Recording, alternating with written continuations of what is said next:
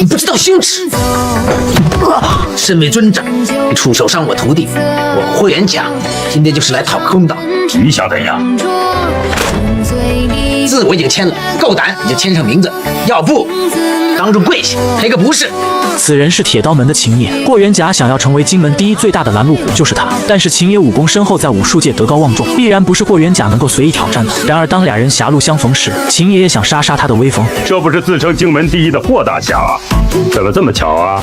秦爷，我以为你年迈已高，回陕西享清福去了。来我铁刀门拜师学艺的络绎不绝，这叫做欲罢不能。我真是欲罢不能啊！还为自己备了份大礼，恭喜了！这份大礼是买来备给你的，帮帮你的师傅吧。霍元甲被秦爷当众扫了面子，气急败坏。就在他正恼怒没有机会报复回去的时候，他的徒弟们给他制造了一个机会。一名被打得不成人样的徒弟被人抬了进来。谁干的？秦爷。打狗也要看主人。秦爷敢打自己的徒弟，那就是想让他没脸，那么就别怪他霍元甲不客气了。今夜孤月楼很是热闹，秦爷包场大摆酒席庆祝寿辰，而霍元甲带着徒弟不请自来。秦爷一子刚上前询问情况，就被霍元甲按在了地上。这没你说话的地方。秦爷见状也并未发怒，只是告诉霍元甲今天是他的寿宴，他不想出手伤人。霍元甲此时怒发冲冠，是一点面子也不给。他告诉秦爷，他今天就是来给徒弟讨公道的。然后霍元甲拿出生死状，逼迫秦爷2选1，要么立马签字比武，要么当众下跪道歉。就在这时，酒楼老板靳孙听信赶了过来，他看见霍元甲这副嚣张跋扈的样子，就气不打一处来。靳孙劝阻霍元甲做事要有分寸，无论如何不应该在人家的寿宴上胡闹。如果他再这么目无尊长、狂傲至极，就要跟他绝交。这么多年的朋友，我不认为。靳孙这副帮理不帮亲的样子，彻底惹怒了霍元甲。都不长眼，所有人都对战，练上武功。孤月楼大门紧闭，楼内两人手持大刀，杀气腾腾。霍元甲急不可耐，率先出手。然而秦爷的金丝九环刀锋利无比，劈砍时刀上的九环会随着惯性甩出，增加劈砍的杀伤力。面对如此大的威力，霍元甲堪堪能够应付。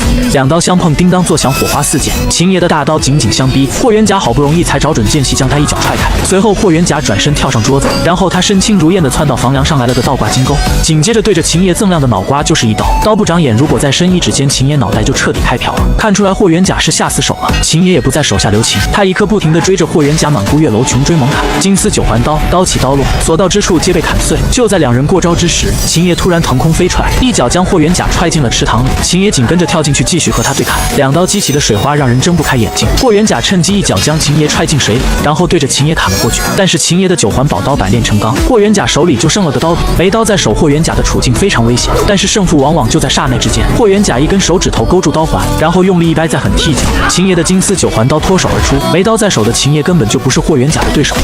霍元甲出手快准狠辣，他反应迅速的将架子上的酒坛子砸向秦爷，紧接着霍元甲又抓住秦爷的脑袋，将酒坛子都撞碎。就在他腾空出拳想要砸向秦爷时，却又被一脚踢飞。两人都立即起身想要先发制人，但还是霍元甲出手更快一些，他一记重拳打得秦爷口吐鲜血。此时的霍元甲打红了眼，他一拳一拳毫不留手地打在秦爷的身上。此时秦爷已经神志不清，但是霍元甲还是没有停止拳头。别看他现在如此强悍，年幼的霍元甲却是体弱多病，而且患有先天性的肺喘，父亲根本不让他习武。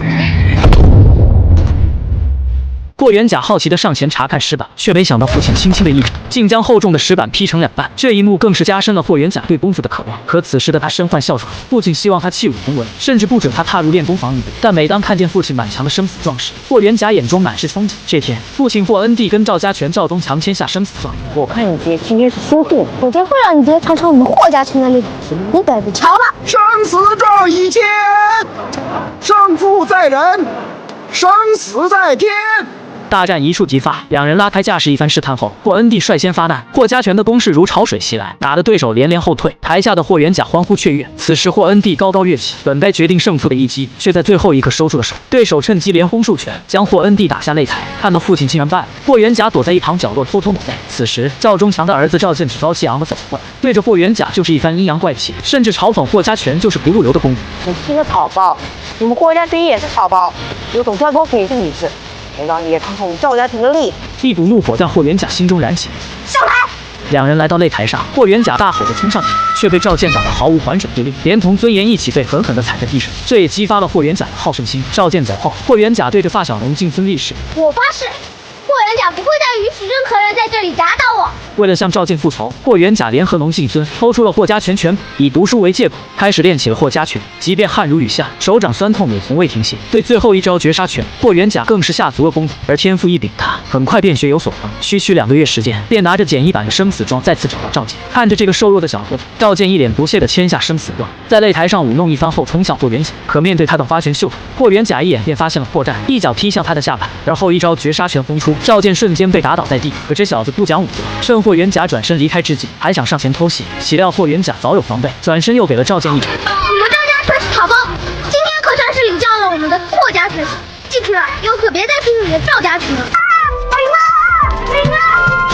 自此之后，他的父亲开始同意了他习武。当年你的拳不够快，更不够狠。不过您放心，有我在，霍家拳绝不会再败在他人的手下。多年之后，霍元甲子承父业，继承了父亲的拳馆。这些年，他从无败绩，墙壁已经贴上了满满的生死状，这是属于他的荣誉。可仅仅这些还不够，他是要当上金门第一，让霍家拳名扬天下。霍元甲，这句话是个是金门第一呀！不是啊，说呢？你就在今天，就在今天。而接下来将挑战他的对手，竟然是多年未见的手下败将赵健。哎，赵健，这么多年你躲哪儿去了？我赵某走遍江南17个省38个县，练了一身好功夫，打遍江南无敌手。哼，吹牛！你才吹牛呢！望着几十米高的擂台，霍元甲脚踏木桩，健步如飞，不几下就已攀上擂台，但还立足未稳，赵健就率先发难。霍元甲一个翻身，紧接到踢上到擂台，台下观众见状连连发出惊叫。两人在擂台之上展开激战，双方你来我往，打得难解难分。赵健使出看家绝技铁马流星，下盘功夫稳如泰山，落地生根。霍元甲接连攻击赵健下盘，竟然都无法撼动其分毫，反而被赵健一记重拳打中，连连倒退。我的铁马练得不动如山，落地生根。今天我一定要打赢你的霍家拳！好，就给你个机会，输！紧接着霍元甲攻势一转，使出他亲自改良后的霍家民风拳，顿时让赵健无从招架。虹桥铁马也发挥不出威力，甚至被一脚踢飞，差点掉下擂台。还好他及时抓住一根木梁，这才侥幸躲过一劫。接着他一跃而起，使出虎爪功，霍元甲躲闪不及，被一把抓到。猫爪、虎爪拳源于僧门，其特点是以掌指卷曲成虎爪抓扣敌身，用掌根着力，掌爪并用。霍元甲被一掌推下擂台，幸好赵健将他一把抓住，霍元甲却不领情，跃上擂台就是一脚。接着他使出分筋错捕手，用拳头直击赵健的虎爪，虎爪不住颤抖，差点就成了鸡爪。你输了。赵健只得再次使出铁马流星，霍元甲迎面上前直击他的要害，赵健坚持不住，向后跌落。霍元甲想要拉住他，但已经为时已晚，却不想跌落的赵健并无大碍。没事吧？没事儿。这样没事。师傅，上手！霍元甲！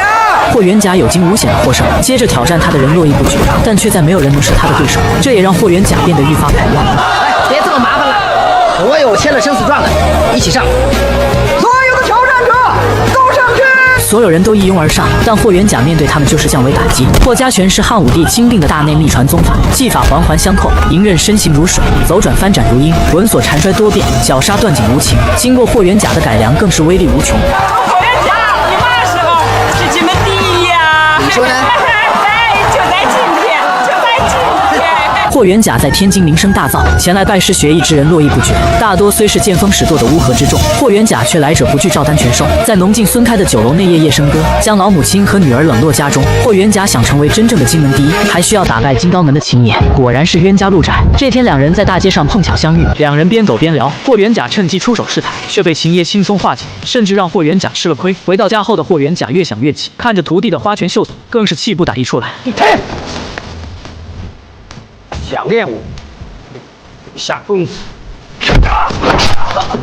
什么是功夫？什么是功夫？功夫是要时间磨练出来的。你这样，3年的猫脚功夫，这一拳20年的功夫，你们挡得住吗？练！直至深夜，一个徒弟被抬了进来，全身骨折，被打得狼狈不堪。谁干的？秦野，听到秦爷的名字，霍元甲气不打一处来。他早就看秦爷不顺眼，不问缘由，转身就要去为徒弟讨回公道。而这天正好是秦爷的寿辰，秦爷包下酒楼大摆宴席，霍元甲却在此时带着众多弟子前来找茬。秦爷的徒弟向哥走过来，想劝霍元甲换个地方喝酒，却被一把按在地上。霍元甲非常嚣张，指着秦爷的鼻子说道：“字我已经签了，够胆你签上名字，要不当众跪下，那个不是。”龙敬孙上前劝阻，霍元甲也丝毫不给面子，都不长进，是个对战，你是无辜。两人手持长刀，在酒楼内相视而立，大战一触即发。秦爷毕竟以刀出名，一柄九环大刀耍得虎虎生风。霍元甲也不甘示弱，身形灵活，招式狠辣，找准机会在秦爷头上划了道口。这下秦爷发了狠，招式愈发凶猛，霍元甲的刀被砍得千疮百孔，两人招招都只取对方性命，由楼上打到水里。只见霍元甲奋力一劈，却将自己的刀给崩断。霍元甲索性丢掉断刀，徒手扣住秦爷九环刀上的铁，一脚轰出，将秦爷踢飞数米远。霍元甲趁机上前，双方赤手空拳展开搏斗，可失去了刀，秦爷又怎么会是霍元甲对手？一拳打出，秦爷瞬即神志不清。霍元甲趁胜追击，一肘废了秦爷的手臂，随后一拳打在秦爷胸膛上，最后一招绝杀拳轰出。秦爷倒在地上没了动静。霍元甲如愿以偿的当上了金门第一，却失去了真正交心的朋友。你现在如愿以偿成了金门第一了，但是我告诉你，2个时辰前，秦爷死了。虽然打败了最后的对手，但他此刻却非常空虚，步履蹒跚地走回家中，却发现地上有串脚印。抬头一看，母亲已经倒在床上气绝身亡。他失魂落魄地冲向另一个房间，自己最疼爱的女儿也已倒在血泊中。霍元甲悲痛欲绝，手持长刀，发了疯似的冲进秦爷的灵堂，却见秦爷的徒弟挡在母女面前，对所作所为供认不讳。人是我杀的，一人做事一人当，干娘保重了。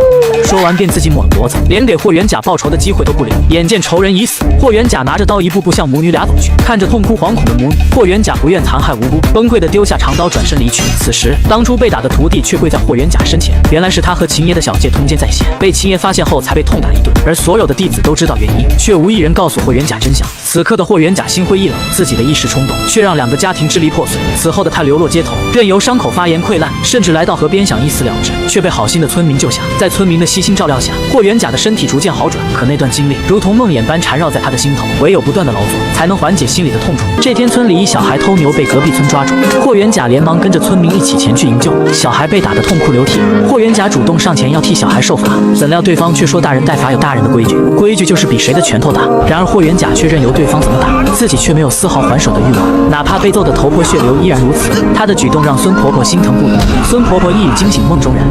你不愿意伤别人的命，你也不能让别人伤了你的命啊，孩子！霍元甲像变了个人似的。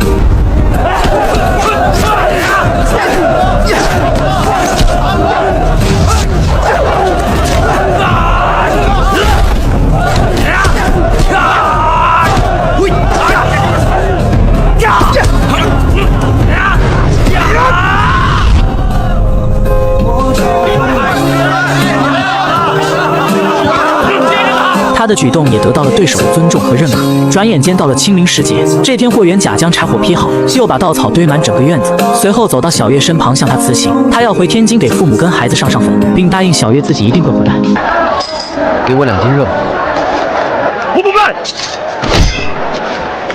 霍元甲再次回到天津，眼前的一切却早已物是人非。清朝末年，世界列强进犯中国，天津已然成为半殖民地。看着街上随处可见的洋人，霍元甲不禁一阵失神。这时，霍元甲又碰到了当年的老乞丐，但这次老乞丐不再问霍元甲何时能成为金门第一，而是直接脱口而出：金门第一，霍元甲，霍元甲，回来打来了。霍元甲回到家中，当年的门客已然散尽，唯有老管家留了下来。家里值钱的东西已经被搬得一干二净，若非农敬孙仗义相助，恐怕祖宅也要落入他人手中。霍元甲来到书房，这里还保留着原来的样子，看着墙上当年一拳拳打下的生死状，心中百感交集。取下后细数焚烧殆尽，以此来告慰逝去的家人。随后来到父母跟女儿的坟前深深忏悔，甚至来到秦爷家。开门的秦夫人看到霍元甲，一脸的惊恐。夫人，咱家大恩愧对己，今天是来向秦人献心。看到霍元甲如此诚恳，秦夫人便让他进来。霍元甲来到秦爷的画像前，深深的鞠上一躬。他已不是当初的莽撞少年，如今他只想用一身武功弥补曾经犯下的错。彼时外国大力士在国内横扫武术界，连打32场无一败绩，中国武术颜面扫地，甚至嚣张的讽刺中国人为东亚病夫。看到新闻的霍元甲终于明白他应该做什么，可如今身无分文的他又如何挑战大力士？于是他找到了农敬孙求助。敬孙，我有愧于你，很多事情只有在事后你才知道。我的心里很痛。但龙敬孙以为霍元甲又要像以前一样叛逆，毫不犹豫地拒绝了他。直到看到霍元甲留在桌上的报纸，才明白了一切。于是便托人给霍元甲送去银票。获得路费的霍元甲立刻启程来到上海。时隔多年再次站上擂台，但这次他不是为了自己，而是为了证明中国人不是东亚病夫。先签生死状，告诉他，在擂台上以命相搏是中国历来的陋习，可我们有另一种传统，叫以武会。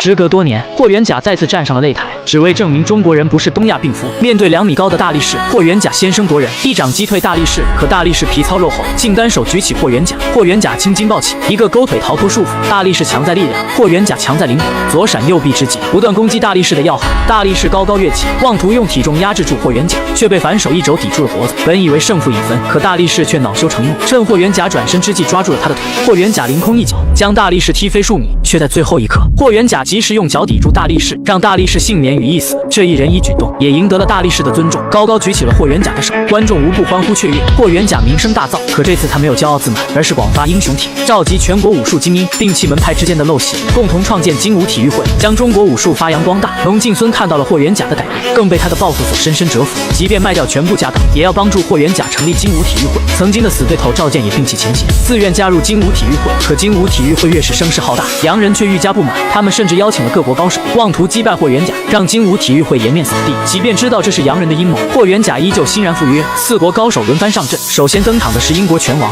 虽说出手凌厉，身手却十分笨重。霍元甲灵活躲避，一掌一肘，而后翻身一掌打在脖颈上，轻松拿下第1场比赛。而后登场的是比利时皇家组教练，一手长矛让霍元甲处处受限。霍元甲抓住机会，一个闪身来到对手面前，手中长枪不断挥舞，将对手衣服划了几道口。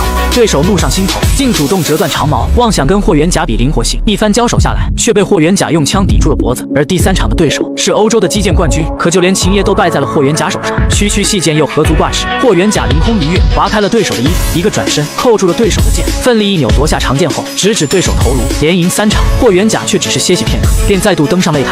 最后一个对手是来自日本的田中，此人身手不凡，在日本成名许久。田中使用的是日本的武士刀，霍元甲则使用中国的3节棍，一攻一防间，谁也没能占据上风。霍元甲率先发力，用3节棍缠住田中，却被反手抓住末节。田中的长剑不断挥舞，霍元甲趁机夺剑，猛地发力。双方拉开身位的同时，手上武器也已经互换。可霍元甲能用长剑，不代表田中能用3节棍。田中装模作样的挥舞，却不小心打到了自己脑袋。台下观众轰然大笑。霍元甲见状，却大方地换回武器。双方再度上前交手中，3节棍却被拦腰斩断。霍元甲却毫不在意，双手持棍和田中打得有来有回。几回合下来，两人不相上下。中场休息时，霍元甲端起桌上的茶，殊不知这杯茶早已经被人偷下了毒。毫不知情的霍元甲再次上了台，可就在他将田中踹倒时，突然双目开始模糊，然后口吐鲜血。田中发觉有些蹊跷，于是立马暂停了比赛。龙敬孙见状要把霍元甲送去医院，可霍元甲知道此时毒气已然攻心，我有力可夺，毒已攻心，来不及。师傅，我去找他们报仇。要做的不是去报仇，仇恨只会生出更多的仇恨。霍元甲擦掉嘴上的血，踉踉跄跄地走到台上，完成这最后一场比赛。台下观众振臂高呼，国人都被这个铮铮铁骨所折服。田中见状，也想劝霍元甲放弃比武，毕竟活着比什么都重要。你听，活着从来都不是一个人的事。田中明白了霍元甲的决心，可他也有不能失败的理由。双方再度交手，状况异常惨烈。霍元甲口中不断涌出鲜血，可他始终不肯放弃。田中一拳打向他的脖颈，可霍元甲如同回光返照一般，使出全身力气，轰出一招绝杀拳，却在最后一刻停了下来。他不想再重蹈当年覆辙，淡然一笑后倒在了地上。正当裁判要宣布比赛结果时，田中却上前扶起了霍元甲，举起了他的右手。霍元甲用生命赢得了所有人的尊重，无数弟子振臂高呼。霍元甲因擂台而生，却也因擂台而死。可过去的种种，却让他明白了武术的意义。时至今日，精武体育会已经日益壮大，遍布世界50多个国家和地区。霍元甲成了无数国人心中的骄傲。